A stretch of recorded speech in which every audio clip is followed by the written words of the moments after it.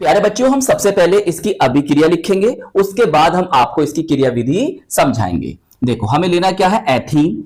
कैसे लिखेंगे देखो ध्यान समझना, सी और ये सी, इनके बीच में डबल बॉन्ड, यहां इस वाले कार्बन से भी 2 हाइड्रोजन और इस वाले कार्बन से भी 2 हाइड्रोजन। या प्यारे बच्चों इसे ऐसे भी लिख सकते हो आप, कितने कार्बन है, 2 कार्बन है C2, और कितने हाइड्रोजन है टोटल सर, 4 हाइड्रोजन है। तो ये हो गई आपकी C2H4।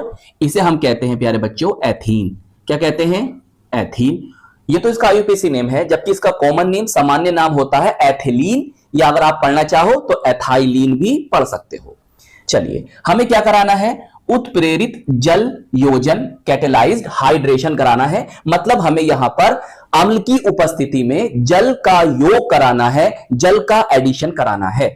देखो भाई कैसे करेंगे, ये हो गया H2O, और यहां पर एनसीईआरटी के अकॉर्डिंग हम ले लेंगे यहां पर तनु, तनु बोली तो डाइल्यूट H2SO4, इसे हम कहते हैं सल्फ्यूरिक अम्ल। या प्यारे बच्चों कहीं कहीं ना आपको H पॉजिटिव भी लिखा मिल सकता है, तो कंफ्यूज नहीं होना बिल्कुल भी, सही है। या कर दो और मन यह होता है, क्लियर।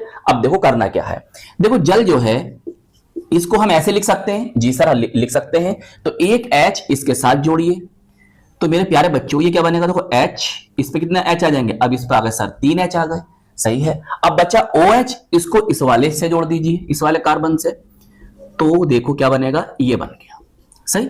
इसका जो कॉमन नेम होता है वो होता है एथिल एल्कोहल। क्या होता है, एथिल एल्कोहल। अगर आप पढ़ना चाहो तो एथाइल एल्कोहल भी बोल सकते हो। और आईयूपीएसी नेम होता है मेरे प्यारे बच्चों एथेनॉल, क्लियर। अगर आप चाहो तो इस वाली बात को ऐसे भी लिख सकते हो भाई, कैसे लिख सकते हो, इस वाले कार्बन से कितने कार्बन है सर, 3 कार्बन है, ऐसे लिख दो। इस वाले कार्बन से सर 2 कार्बन है और साथ में OH लगा हुआ है, क्लियर। या चाहो तो इसे ऐसे भी लिख सकते हो, कितने कार्बन, 2 कार्बन C2, और ये हाइड्रोजन कितने हो गए, 5 हाइड्रोजन, और ये, क्लियर। तो कैसे भी आपको लिखा मिल सकता है, तो कंफ्यूज नहीं होना। तो ये तो प्यारे बच्चों हमने आपको अभिक्रिया दे दी।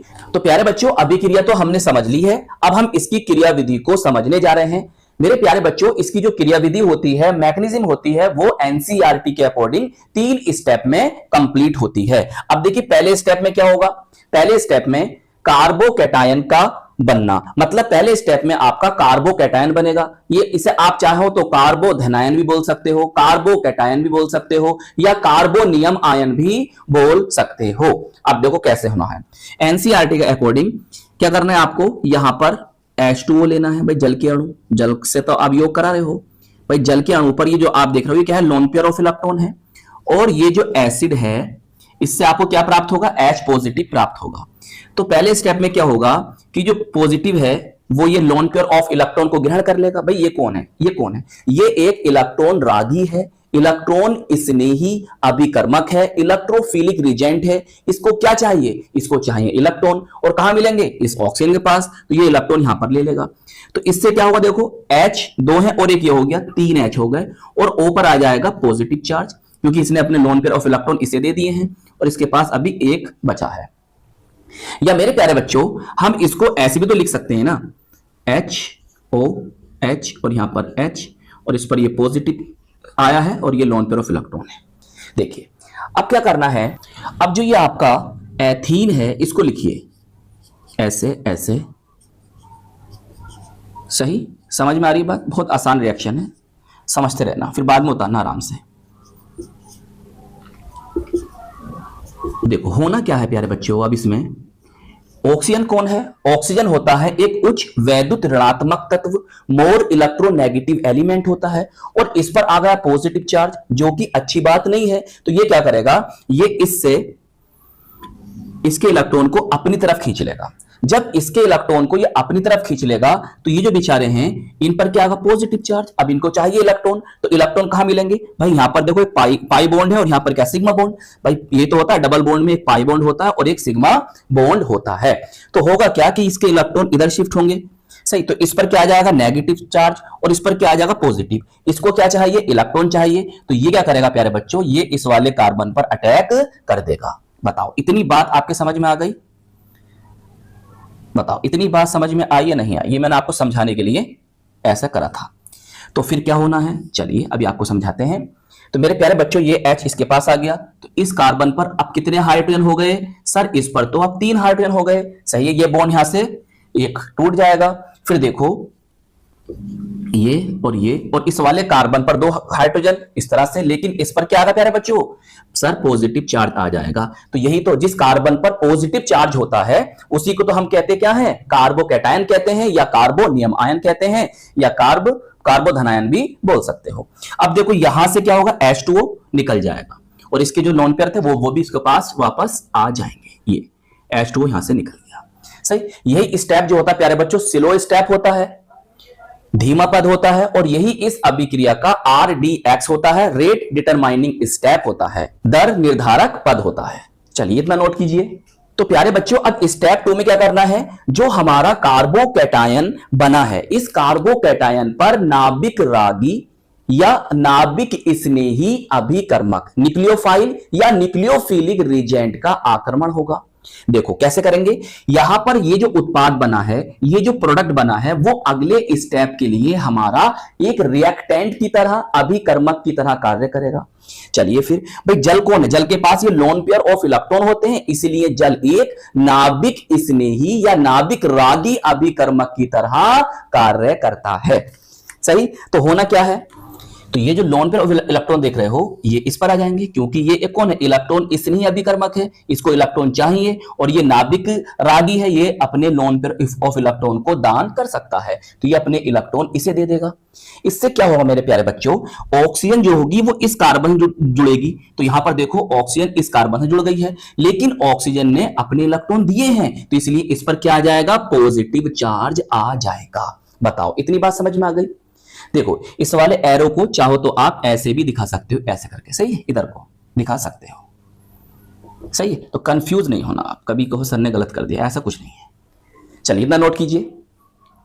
तो अब प्यारे बच्चों हमारा लास्ट स्टेप नंबर 3 आता है, जिसमें हमें क्या करना है? देखिए ये जो हमारा बना है, सही, यहां पर ये उत्पाद है, प्रोडक्ट है, वहां के लिए कौन होगा? रिएक्टेंट होगा, अभिकारक होगा। क्लियर? अब इसमें होगा क्या? देखो इसका होगा वी प्रोटोनन, एनसीईआरटी में ऐसे लिखा है, या आप इसे बोल सकते हो वी प्रोटोनीकरण, इंग्लिश में कहते हैं डी प्रोटोनेशन। क्या कहते हैं? D protonation. होना क्या है प्यारे बच्चों? देखो बहुत ध्यान समझना भाई। ऑक्सीजन क्या बताया सर? ये होता है उच्च वैद्युत ऋणात्मक तत्व, मोर इलेक्ट्रोनेगेटिव एलिमेंट, और इस पर पॉजिटिव चार्ज का आना अच्छी बात नहीं होता है, बुरी बात होता है। तो इसीलिए ये जो बॉन्ड होंगे, ये जो बॉन्ड हैं, तो ऑक्सीजन अपनी तरफ खींच लेगा, यहां के इलेक्ट्रॉन ऑक्सीजन अपनी तरफ खींच लेगा, तो ये क्या होगा? ये यहां से H पॉजिटिव के रूप में निकलेगा। तो मेरे प्यारे बच्चों H पॉजिटिव के रूप में निकलना ही क्या कहलाता है? वी प्रोटोनन या वी प्रोटोनीकरण, डी प्रोटोनेशन कहलाता है। मैंने क्या कहा? H पॉजिटिव का निकलना क्या कहलाता है? डी प्रोटोनेशन कहलाता है। अब मेरे प्यारे बच्चों जब ये H पॉजिटिव के रूप में यहां से निकल गया, इसे क्या चाहिए? इसे चाहिए इलेक्ट्रॉन, क्योंकि ये कौन है? ये इलेक्ट्रॉन स्नेही अभिकर्मक है। तो यहां पर ये लोन पेयर ऑफ इलेक्ट्रॉन होते हैं, तो ये क्या करेंगे? ये इस हाइड्रोजन को अपना इलेक्ट्रॉन दे देगा। तो आप इस तरह से दिखा दीजिए। बोलिए, बात समझ में आ गई? जब मेरे प्यारे बच्चों यहां से ये H पॉजिटिव के रूप में निकला और इसने अपने लोन पेयर ऑफ इलेक्ट्रॉन इसे दे दिए, तो ये क्या बन जाएगा? H3O, और O पर आ जाएगा पॉजिटिव, और इसके पास होगा लोन पेयर। चलिए अब इधर देखिए मेरे प्यारे बच्चों, ये यहां से निकल गया, चाहे आप यहां से निकाल दो, सही, इससे कोई प्रॉब्लम नहीं है। मैंने यहां से निकाल दिया, आप यहां से निकाल दो, तो ये यहां से गया, सही, तो ये निकल गया। अब यहां क्या बचा? ये एज इट इज बचा, हमने एज इट इज लिख दिया। यहां पर कार्बन के साथ OH, मतलब यही बन गया क्या हमारा? एथेनॉल।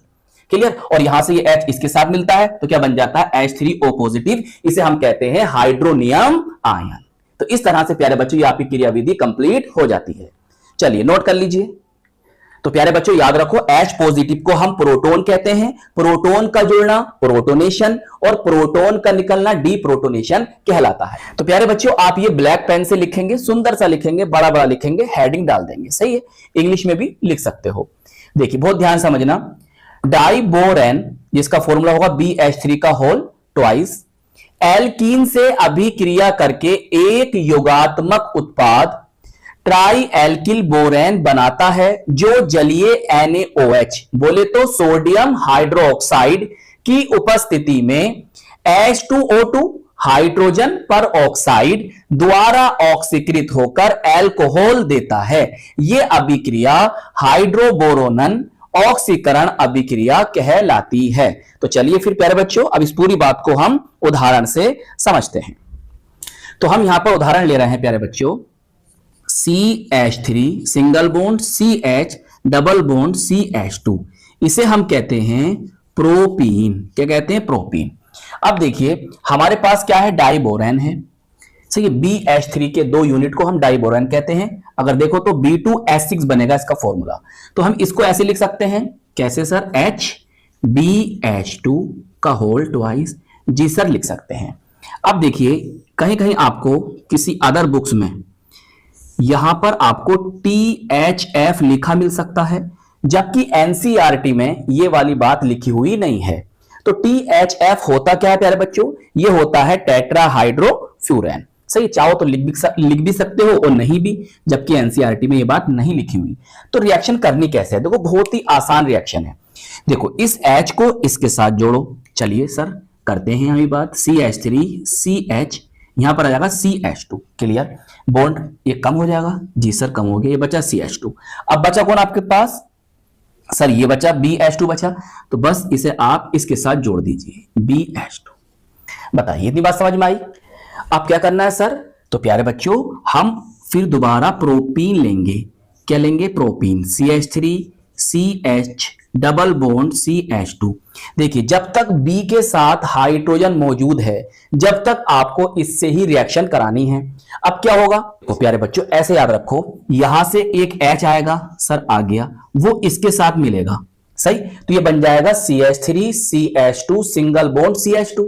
और देखो ये भी यही बना हुआ है। तो इसका मतलब ये हुआ कि हमारे पास इसकी अब 2 यूनिट हो जाएंगी। मतलब देखो ऐसे CH3 CH2 CH2 का होल ट्वाइस हो जाएगा। अब सही है, होल ट्वाइस हो जाएगा। बताओ सही है। अब यहां से एक H कम हो गया तो BH आ जाएगा। फिर क्या करें बेटे? अभी मैंने आपको क्या बताया था कि जब तक B के साथ H है आपको प्रोपीन से ही रिएक्शन करानी होगी। चलिए कर देते हैं रिएक्शन। देखो भाई क्या होगा, ये H इसके साथ आ जाएगा तो CH3 CH2 single bond CH2 हो जाएगा, और ये अब इसके साथ मिलेगा तो 2 से 3 यूनिट हो जाएंगी इसकी। अब तो सर ये बन गया CH3 single bond CH2 CH2 का होल थ्राइस, और यहां पर आ गया B। अब क्या करेंगे सर? अब ये जो बना है इसका नेम होता है प्यारे बच्चों, कितने? 3 है, ट्राई। और ये कौन है? प्रोपिल या प्रोपाइल, जैसा आप पढ़ना चाहें। और बी बोले तो बोरेन। क्लियर? अब देखो यहां तक जो ये अभिक्रिया हुई है ये कहलाती है हाइड्रोबोरोनन या हाइड्रोबोरोनीकरण, और इंग्लिश में कहते हैं हाइड्रोबोरेशन। अब हमें क्या करना है? अब हमें इसके प्यारे बच्चों करना है ऑक्सीकरण। तो ऑक्सीकरण के लिए हम क्या लेंगे? हमें करना है ऑक्सीजन बोले तो ऑक्सीडेशन। तो हमें यहां पर लेना है हाइड्रोजन परऑक्साइड, H2O2 होती है ना, H2O2 होती है।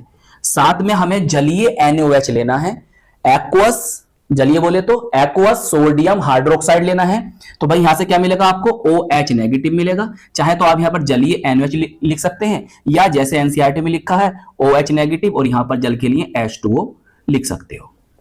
क्लियर?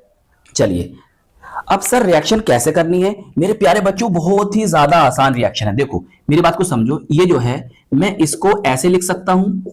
जी सर देखो इसमें ये पेरोक्साइड लिंकेज है, जब तो हम इसे कह रहे हैं हाइड्रोजन पेरोक्साइड, तो मैं इसको ऐसे लिख सकता हूं। जी सर बिल्कुल लिख सकते हैं। देखो यहां पर ये कितने यूनिट हैं? सर ये 3 यूनिट है, तो यहां पर 3 लगा दीजिए। इससे क्या फायदा है? आओ अभी समझाता हूं इससे क्या फायदा है। ऐसा करने से क्या फायदा है? देखो CH3 CH2 CH2 क्लियर, 3 है, इन 3 को यहां पर लगाइए और देखो यहां से इतना उठा लीजिए इसे। तो ये कौन है? OH। कितने? 3 है, तो 3 तो यहां लग गए, तो ये तो होगा बैलेंस। तो ये प्यारे बच्चों आ जाएगा 3OH, और ये बन गया आपका अल्कोहल।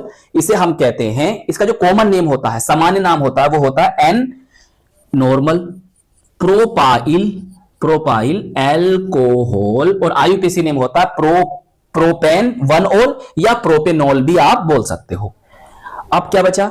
देखो अब क्या बचा? प्लस B बचा। सही है सर। अब देखो यहां पर क्या बचे? ये 3 OH बचे, 3 OH बचे, तो बस इसको इस तरह से लिख दीजिए। चलिए आपकी रिएक्शन हो गई कंप्लीट।